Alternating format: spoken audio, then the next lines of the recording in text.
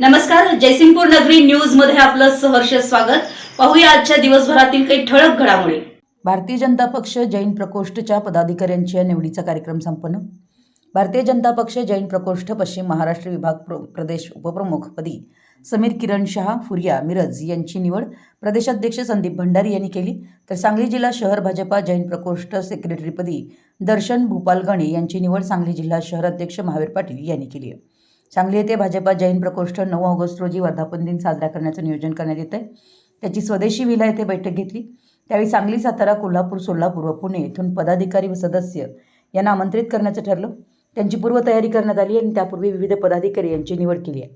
यावेळी समीर शाह यांचा सत्कार जैन प्रकोष्ठ भाजपा प्रदेश उपाध्यक्ष रावसाहेब पाटील यांनी सत्कार केला व त्यांना नियुक्तीपत्र देण्यात आलं। तसेच महावीर पाटील यांनी दर्शन गणे यांचा सत्कार केला व नियुक्तीपत्र दिलं। यावेळी अमित चिंचवाडे उपस्थित होते। आमच्या जयसिंगपूर नगरी न्यूज चॅनलला लाईक करा, सबस्क्राइब करा आणि हो, स्क्रीनवर दिसत असलेला व्हॉट्सअप नंबर तुमच्या मोबाईलमध्ये ॲड करा। पाहत रहा जयसिंगपूर नगरी न्यूज चॅनल।